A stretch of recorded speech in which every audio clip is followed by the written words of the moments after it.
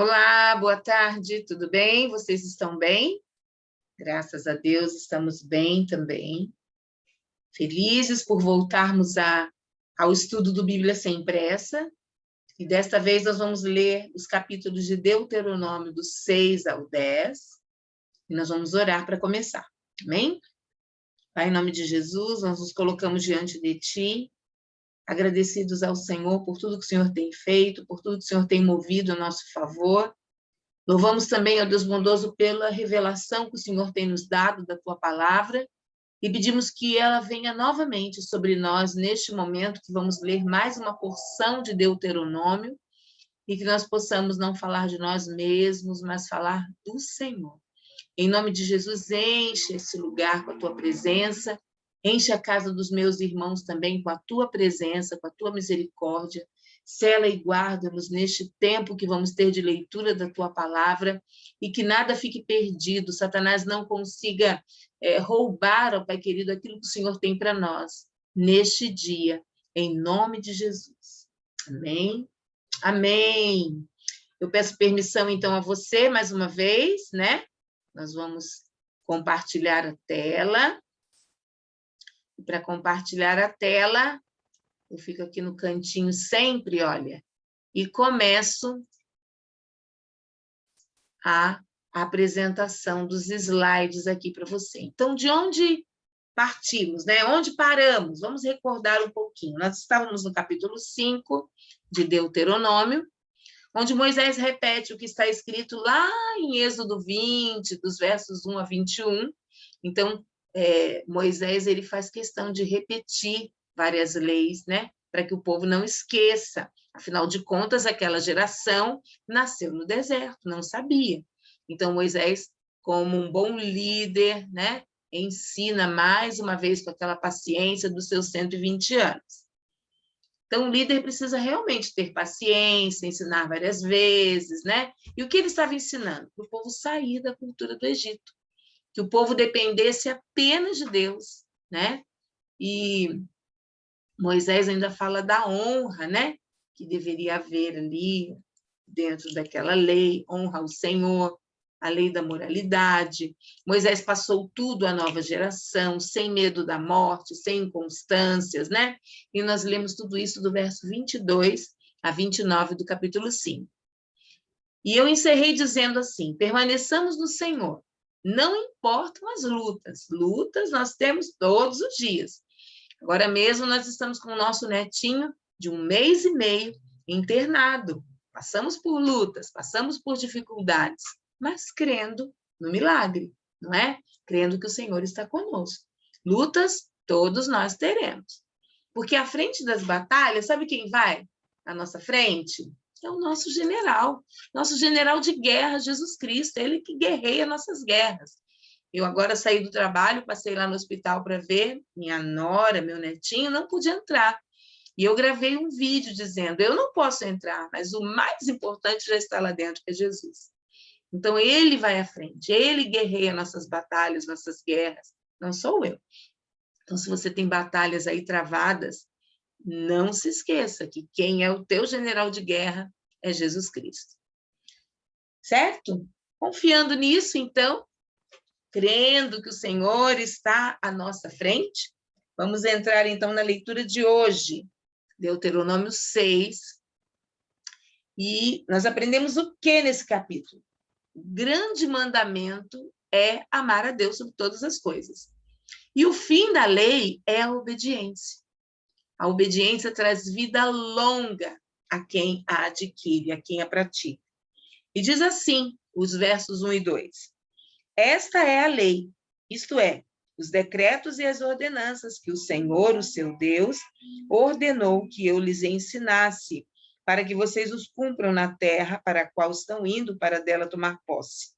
Desse modo, vocês, seus filhos e seus netos, temerão o Senhor, o seu Deus, e obedecerão a todos os seus decretos e mandamentos que eu lhes ordeno todos os dias da sua vida, para que tenham vida longa. Então, a obediência traz para mim vida longa e vida próspera. Está aí nos versos 1 e 2.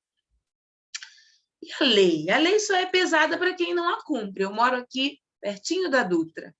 A velocidade máxima da Dutra, 100, 110 quilômetros. Mas aos sábados, aos domingos, o que a gente vê aqui na Dutra são motociclistas, às vezes até carros mesmo, como se fossem carros de corrida. E, com certeza, se a lei pegar esses pilotos aí, né, eles vão ter que pagar multas bem grandes. Por quê? A lei só é pesada para quem não a cumpre. Então, se ali já é estabelecido um limite de velocidade e o povo avança esse limite, significa que não está nem aí para a lei. Então, a lei é pesada, não é? O verso 3 diz assim: ouça e obedeça, ó Israel. Assim tudo lhe irá bem e você será muito numeroso, numa terra onde há leite e mel com fartura, como lhe prometeu o Senhor, o Deus dos seus antepassados. Então, ouça e obedeça. Ouça e obedeça o quê? A lei. A lei que só é pesada para quem não a obedece. A base da obediência, então, nós já falamos, é o amor. Versos 4 e 5 fala muito sobre isso. Eu vou ler para vocês também. Ouça, ó Israel, o Senhor, o nosso Deus, é o único Senhor. Ame o Senhor, o seu Deus, de todo o seu coração, de toda a sua alma e de todas as suas forças. Então, a base é o amor. Não adianta eu trabalhar muito na minha igreja, chegar de madrugada e entrar em todos os ministérios, cumprir todas as escalas, se eu não tiver amor. Não adianta nada. A base de tudo, então, é o amor. O amor é o legado que eu deixo, né? Quando os meus netos se referirem a mim, não, a minha avó, quando viva, né? Se eu não estiver mais aqui, a minha avó, quando viva, ela deixou de base o amor. Esse foi o legado que ela deixou, né? Então, a base da obediência a Deus é o amor. Eu obedeço porque amo e amo porque obedeço. O amor é um instrumento que me faz servir a Deus. Versos de 6 a 9 vai falar isso. E minha casa deve refletir Deus. Minha casa deve refletir esse amor de Deus, né? Viver sem brigas, sem palavrões, sem xingamento, sem gritaria, né? A sua casa tem muita gritaria? Será que o amor ali tem sido um instrumento de servir ao Senhor? Porque não adianta nada, de tanta gritaria, tanta confusão, e no domingo vai todo mundo bonitinho para a igreja, um atrás do outro, em fila indiana. Será que é isso que Deus quer? Ou Deus quer que a nossa casa comece a refletir esse amor de Deus, né? Que os vizinhos possam ouvir, olha, nessa casa só existe louvor, só existe adoração ao Senhor. Amém? Quando eu obedeço, Deus me dá bênçãos que eu nem peço. Vocês estão vendo essas mãos aqui erguidas para receber? Tem bênçãos que eu nem faço isso. E o Senhor me dá quando eu obedeço. Sem esforços desnecessários. Eu não preciso ficar lá, né, me mutilando. Não é verdade? Não. O Senhor me dá. E tem um salmo que eu gosto muito, que diz assim: aos seus amados ele dá enquanto dormem. Que maravilha isso! Que maravilha! Enquanto eu estou dormindo, o Senhor está me dando aquilo que eu nem pedi. Que tem coisas que eu não peço e ele, misericordioso, ainda me dá. Isso é maravilhoso demais. Onde nós lemos isso?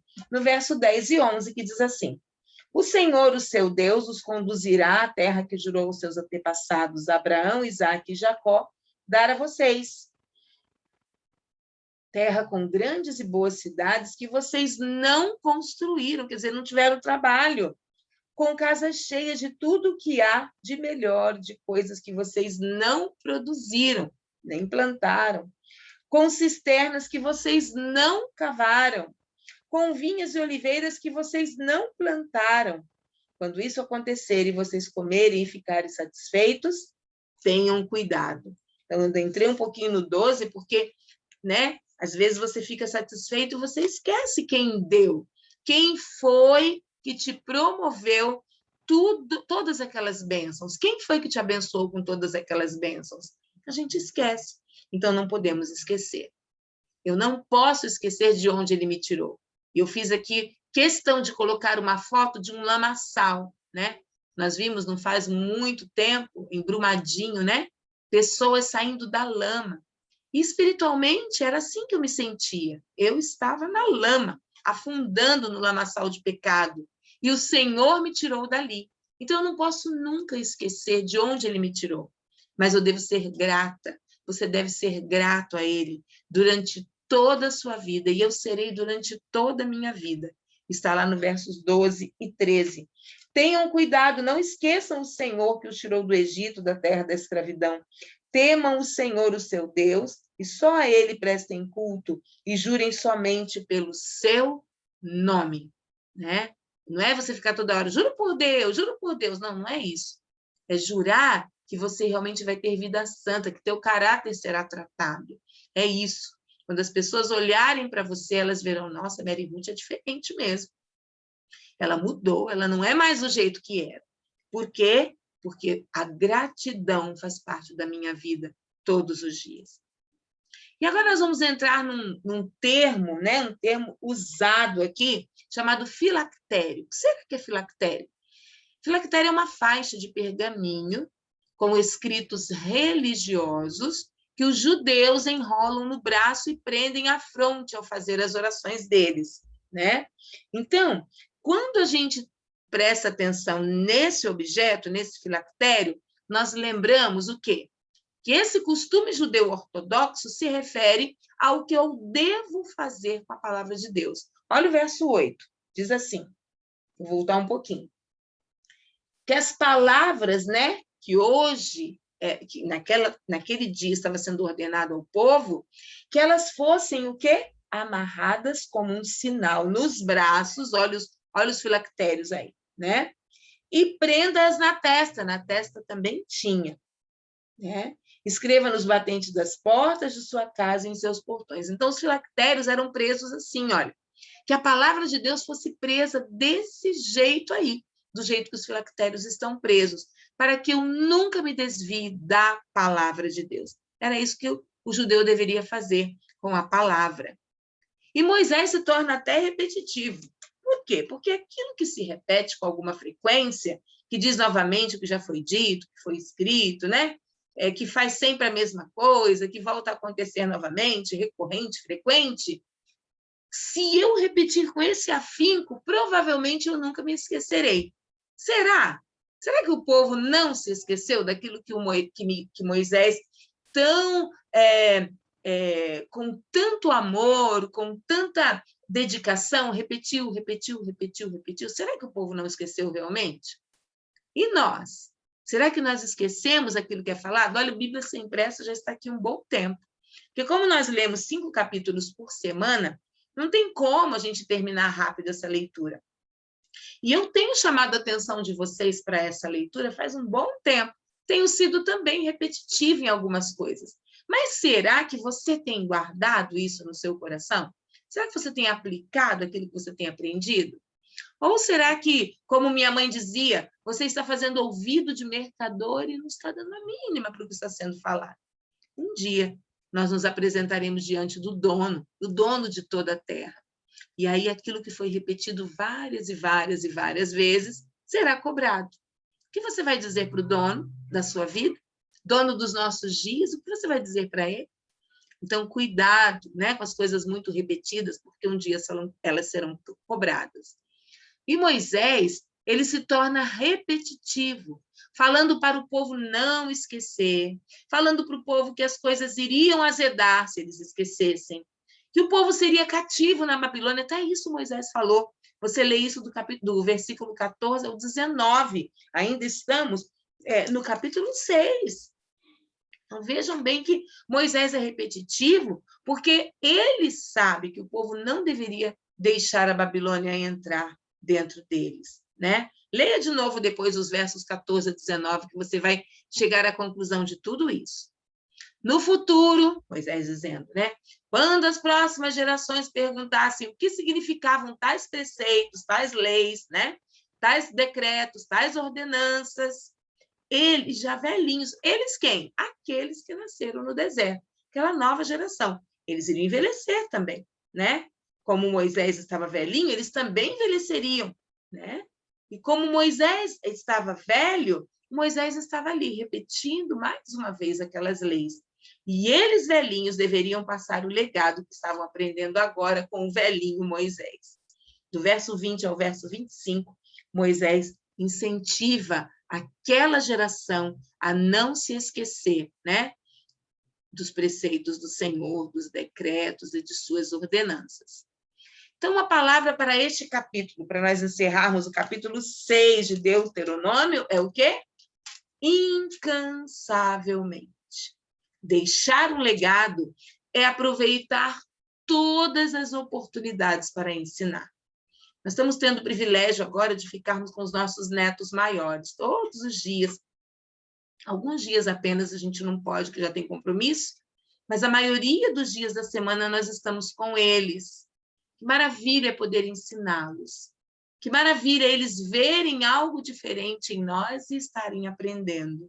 Nós ficamos muito felizes e pedimos ao Senhor que sejamos incansáveis no ensinar, principalmente a criança. A criança tem uma facilidade muito grande de aprender e nós não podemos nos cansar de ensinar. Amém? Deuteronômio, agora eu estou na frente aqui, Deuteronômio capítulo 7. Vamos ver o que Deus tem para nós nesse capítulo. Qual a revelação que Deus tem para nós? Justificados pela obediência, nós vamos conhecer aqui 7 nações. Nós vamos conhecer aqui 7 áreas de influência, 7 montanhas. Olha só o que diz o verso 1. Quando o Senhor, o seu Deus, os fizer entrar na terra para a qual vocês estão indo, para dela tomarem posse, ele expulsará de diante de vocês muitas nações. Os hititas, os girgazeus, os amorreus, os cananeus, os ferezeus, os heveus e os jebuseus. São 7 nações maiores e mais fortes do que vocês. 7 montanhas de influência.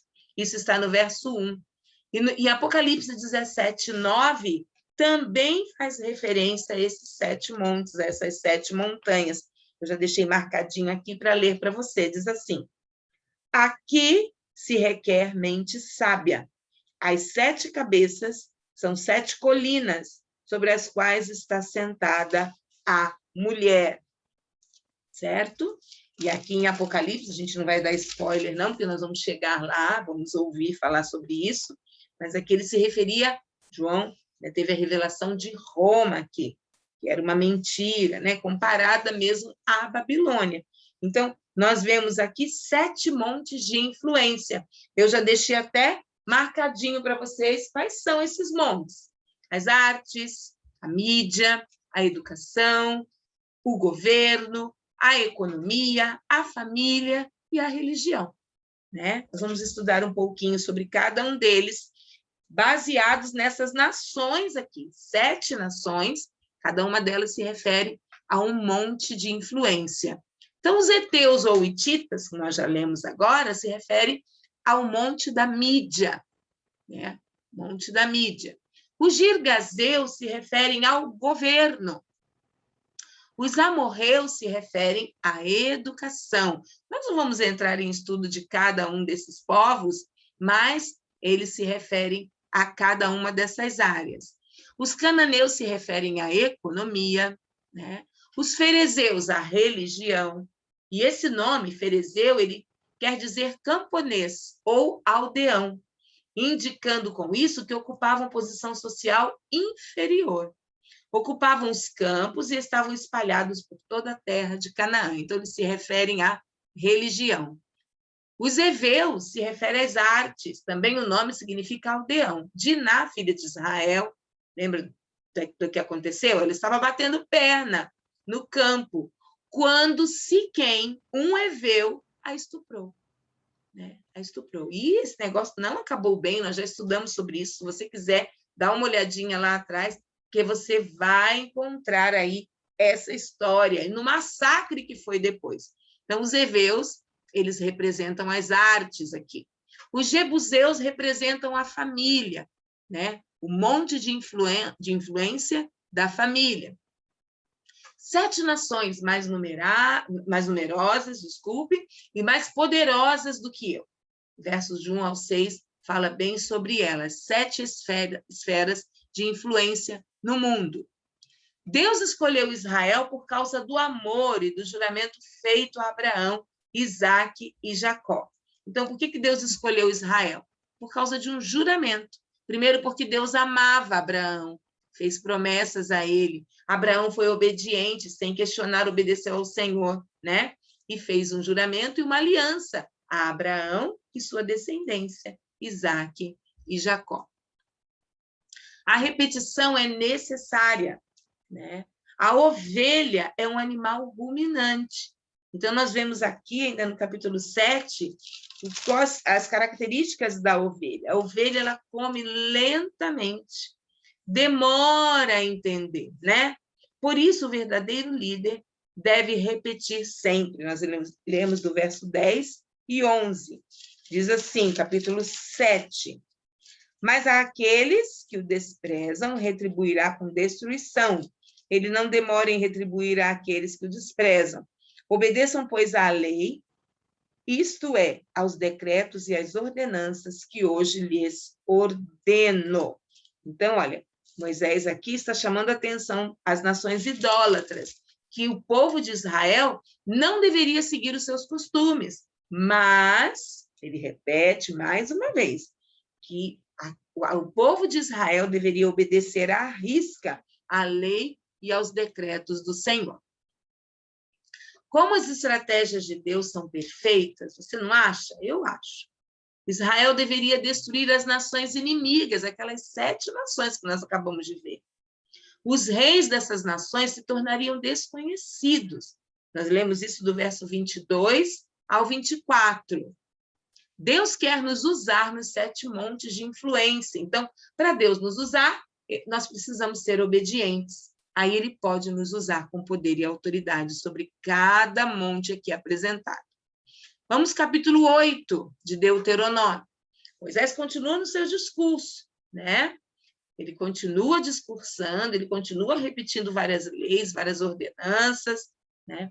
E no verso 3, nós lemos um verbo chamado humilhar, mas esse humilhar tem o sentido de mostrar o quanto Deus é grande. Vamos ler 1, 2 e 3 do capítulo 8, vocês vão entender. Tenham o cuidado de obedecer a toda a lei que eu hoje lhes ordeno, para que vocês vivam, multipliquem-se e tomem posse da terra que o Senhor prometeu com juramento aos seus antepassados. Lembre-se de como o Senhor, o seu Deus, os conduziu por todo o caminho do deserto durante esses 40 anos, para humilhá-los. Humilhar aí, gente, não é humilhar de sofrer humilhação e vergonha, para humilhá-los e pô-los à prova, a fim de conhecer suas intenções, se iriam obedecer aos seus mandamentos ou não. Então, aqui, o verbo humilhar, ele está de uma maneira diferente aqui na nossa língua, mas é de mostrar o quanto Deus é grande. Por isso que Moisés enfatiza muito o tamanho do nosso Deus. Então, chamando a atenção do povo e colocando à prova de que Deus era grande. Por 40 anos, no verso 4, diz assim, ó, as roupas de vocês não se gastaram e os seus pés não incharam durante esses 40 anos. Sabe lá o que é isso? Andar no deserto 40 anos, as roupas estavam ok, sapatos ok. O povo no deserto foi sustentado em tudo. Por quê? Porque é o povo de Deus. Deus faz isso com o seu povo, não é? Eu tenho roupas aqui em casa que eu tenho que dar porque eu enjoo dela. E ela não estraga, ela não acaba, né? Algumas roupas eu dou porque eu falo, não, tem o brechó Moçambique aí, vou abençoar. Mas não que eu não gostasse da roupa, é que a gente vai enjoando dela, né? Mas o tecido é excelente e dá para você usar bastante vezes. O povo de Israel, depois da fartura, lembra que nós lemos lá no capítulo 6? Sabe o que aconteceu com eles? Eles esqueceram o Senhor. E depois da fartura, nós também corremos esse risco, por causa do nosso orgulho. Lemos do verso 10 ao 17, como eles ficaram orgulhosos e como eles foram ingratos. Depois da fartura, já estava mesmo com o buchinho cheio, né? Então, era mais fácil ser ingrato. É mais fácil deixar o Senhor, deixar o orgulho, né? Afastá-los do Senhor. Então, nós temos que tomar muito cuidado quando estivermos satisfeitos e não voltarmos ao Senhor para agradecer. É de Deus que vem a capacidade de produzir riquezas. Não é de você, não é teu mérito. O levantar cedo, ir trabalhar, é de Deus que vem. É de Deus que vem. Só Ele pode nos dar a capacidade de adquirir riquezas. E isso está no verso 18, eu quero ler para você. Mas lembrem-se do Senhor, seu Deus, pois é Ele que lhes dá a capacidade de produzir riqueza, confirmando a aliança que jurou aos seus antepassados, conforme hoje se vê. Então, é só de Deus que vem a nossa prosperidade. Qual é o salário da ingratidão? Verso 19 e 20 responde. Mas se vocês se esquecerem do Senhor, o seu Deus, e seguirem outros deuses, prestando-lhes culto e curvando-se diante deles, asseguro-lhes hoje que vocês serão destruídos. Por não obedecerem ao Senhor, o seu Deus, vocês serão destruídos como foram as outras nações que o Senhor destruiu perante vocês. Então, o salário da ingratidão, destruição. Você quer continuar sendo ingrato? Não reconhecendo Deus na sua prosperidade, na sua caminhada? Prepare-se para ser destruído. Ou então arrependa-te já, né? Não permita que a ingratidão te leve à perdição e à destruição. Em tempos de recessão, de grandes dificuldades financeiras, é muito bom saber que Deus cuida de nós, dos nossos e do que temos. Estou muito feliz essa semana. Moisés conseguiu um trabalho, começou a trabalhar desde ontem, né?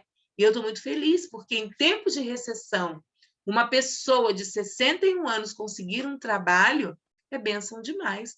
Toda honra e toda glória ao nome do Senhor. Nada falta àquele que é grato e temente ao Senhor. Sabia que nada faltou na nossa casa? Nós tivemos comida, tivemos água, tivemos veste, tivemos gasolina, tivemos até condições de ofertar nas vidas que o Senhor nos mostrava para abençoar. Contudo, aos que esquecem, o salário é alto e caro, né? Aqueles que esquecem os preceitos do Senhor, não vou à igreja nada, imagina se eu vou lá fazer o quê? Não vou. A esses, o salário é diferente. O salário não é abençoado, nem abençoador, mas é aquele salário que falta, não chega nem ao final do mês, né? Infelizmente, é assim que acontece. Chegamos, então, a Deuteronômio 9, onde Moisés adverte o povo contra a teimosia, né? A teimosia de se gabarem, de se acharem, de achar que o mérito foi de Israel, né? Não, não é não. Deus é que vai à nossa frente. Deus é que expulsa os gigantes. O mérito não é nosso, não. O mérito nunca será nosso, nunca foi de Israel. O mérito é totalmente de Deus, totalmente do Senhor. Foi por causa da iniquidade dos cananeus, né? Não foi por causa de qualquer bondade dos israelitas. Então, Deus foi maravilhoso, misericordioso, por causa da iniquidade dos cananeus. Não porque Israel tivesse algum mérito. Nunca foi nem será sobre nós. Deus é misericordioso. Nós lemos isso no verso 4 a 6 do capítulo 8. Lembrem-se, a casa caiu. Lembrem-se disso. Moisés está dando um alerta a essa nova geração. Eles morreram porque a casa caiu. Eles morreram porque construíram o bezerro de ouro. Versos 7 a 29, ele fala sobre isso. Israel era um povo teimoso. Do verso 6 ao 21, nós lemos sobre a teimosia desse povo. E a rebeldia contra os mandamentos de Deus, né? A provocação a Deus, traz destruição de novo. Então, vocês viram que Moisés é redundante, fala tudo outra vez, de novo e de novo. Ele se torna até repetitivo, mas é necessário para aquele povo aprender. Então, o que eu aprendo no capítulo 8? Eu aprendo a não me achar. Sou a rainha da cocada preta. Não, não sou. Mas ver que em tudo Deus está.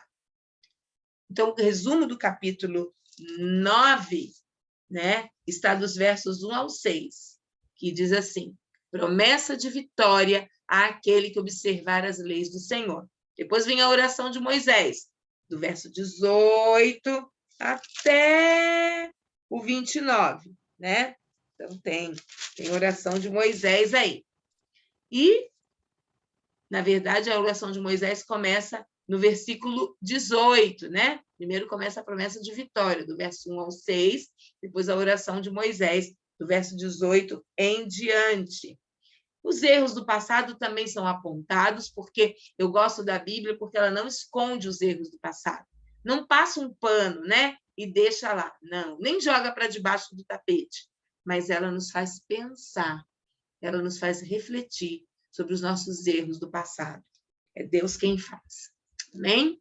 E, por fim, Deuteronômio 10 vai nos ensinar que as segundas tábuas da lei, né, foram escritas por Moisés. A primeira foi por Deus, mas ele quebrou em ira, né, por conta do povo estar adorando o bezerro de ouro. E as segundas tábuas da lei são escritas por Moisés. Obedeçam, não errem como eu errei.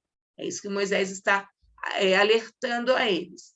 Deus nos pede tão pouco, está lá no verso 12 do capítulo 10. Vamos ver o que Deus pede? Assim eu fiquei no monte 40 dias e 40 noites, como da primeira vez, e também desta vez o Senhor me atendeu e não quis destruí-los. Olha o que Deus pede, uma consagração. Sabe, quando eu passo um tempo com Deus, eu ganho tanto, e por que não passa mais? Né? Devido ao fato de nós estarmos com tantas perseguições, tantas coisas difíceis, por que a gente não passa mais tempo com o Senhor? Seria bom, né? Porque Ele nos pede pouco, porque obedecer é o meu dever, e porque com Ele eu faço uma renovação de aliança.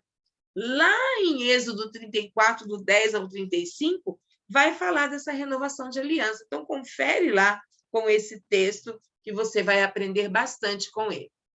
Deus mostrou, inclusive, seu perdão a Arão. Lembra que Arão, né, e Miriam se levantaram contra Moisés? Então, Deus foi misericordioso para com Arão e permitiu que Eleazar, o filho de Arão, fosse sumo sacerdote depois dele. Nós lemos isso do verso 6 e 7 do capítulo 10. Conferir com números 20, do 22 ao 29. Vamos ver se tem aqui. Números 20, do 22 ao 29, diz assim: toda a comunidade israelita partiu de Cádiz e chegou ao monte Or. Naquele monte, perto da fronteira de Edom, o Senhor disse a Moisés e Arão: Arão será reunido aos seus antepassados. Então, Deus estava dizendo que Arão iria morrer. Arão iria morrer. Mas, mesmo assim, o Senhor foi maravilhoso. No verso 28 diz assim: Moisés tirou as vestes de Arão e as colocou em seu filho Eleazar. E Arão morreu no alto do monte. Depois disso, Moisés e Eleazar desceram do monte. E quando toda a comunidade soube que Arão tinha morrido, toda a nação de Israel pranteou por ele durante 30 dias. Então, veja bem que Arão foi pranteado. Miriam não foi, mas Arão foi.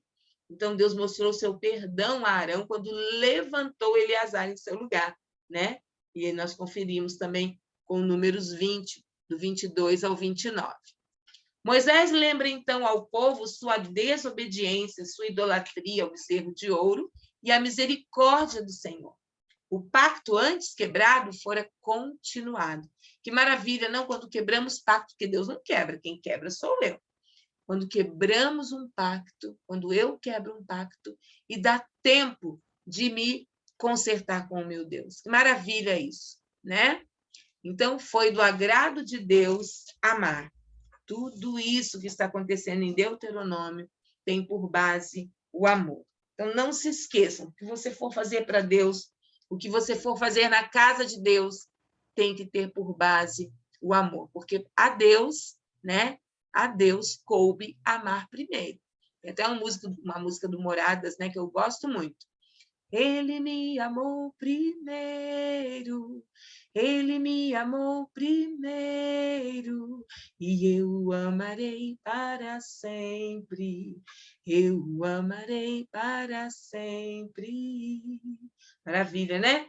Então, por ele ter nos amado primeiro, nos cabe agora amar. Então, foi do agrado do Senhor amar Mary Ruth primeiro, sem que ela merecesse. Agora, Mary Ruth tem que viver amando não só a Deus, mas ao próximo também. Ok? Assim, nós terminamos o nosso Bíblia Sem Pressa de hoje. Foi um tempo muito precioso, onde nós estudamos o capítulo 6 ao capítulo 10. E nós convidamos você para estar conosco na próxima semana, né? Mais um Bíblia Sem Pressa. E nós vamos estudar do capítulo 11 ao capítulo 15. Então, não esqueça. Deus abençoe você, Deus abençoe sua casa, e que você possa meditar em todos esses capítulos que nós acabamos de aprender. Estude sobre os montes de influência. Pastor Digão tem lives lá que falam de cada um deles. Então, se eu fosse você, eu não perderia a chance de assistir os montes de influência. Amém? Que Deus te abençoe. Muito obrigado. Pai, abençoe a vida dos meus irmãos agora. Que é Deus bondoso, cada um deles sinta de ti sabedoria, paz, para perseverarem lendo a tua palavra. Em nome de Jesus. Obrigado por toda a revelação dessa tarde. Em nome de Jesus. Amém. Amém? Que Deus te abençoe. Tchau.